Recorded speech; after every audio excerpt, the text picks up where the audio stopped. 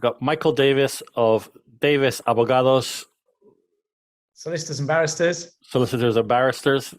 Just to discuss briefly the news about the wealth tax in Andalucía. Hi, Alfredo. The wealth tax, in reality, will only affect high net families buying high value properties.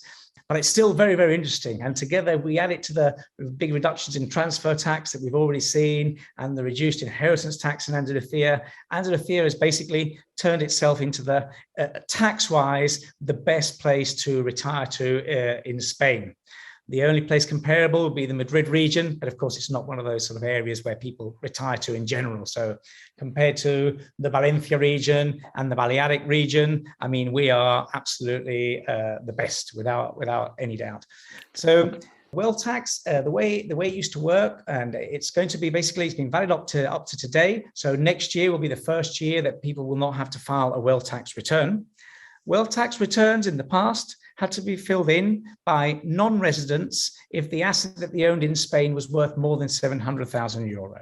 Okay, if they were residents of Spain, they'd have to declare their worldwide assets, but they were allowed an allowance of 300,000 euro on their main home in Spain. So that we sort of know what we're actually talking about here, Phil, I've made a little calculation. And on a villa of 4 million euro, jointly owned by a married couple, if they were non-residents, they'd each have 2 million euro in value on the property. On that 2 million euro, the first 700,000 euro would be exempt. On the 1,300,000, they'd have paid about 9,000 to 10,000 euro each. So that couple with the property, 4 million euro, 20,000 euro a year in wealth tax. That is what they're going to save under this new law. So it's a substantial news for high net families, not so important for smaller properties because it only kicks in after the 700,000 euro. When we heard about the news that they were going to do all these things 2 or 3 years ago, we were a bit skeptic about it, but they're coming through on everything.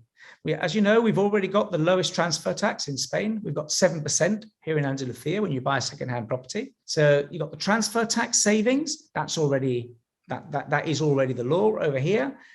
Inheritance tax, we could spend 2 hours discussing, but the final word on this is that Andalucía is the best place in Spain for inheritance tax.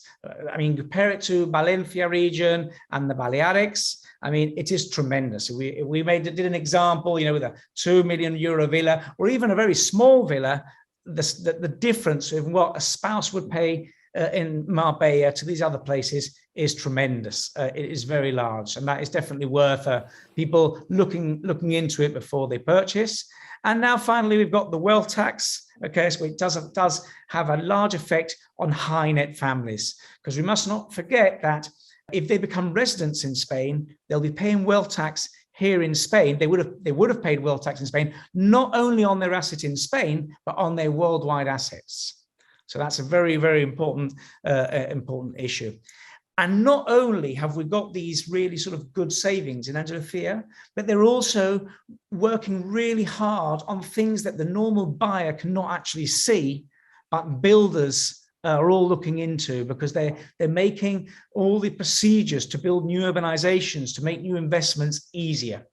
So Andalucía really, for a foreign buyer, which is what we're talking about here, tax-wise, it's the best. If you're looking for a coastal place, yes, it's the best place in Spain at the moment.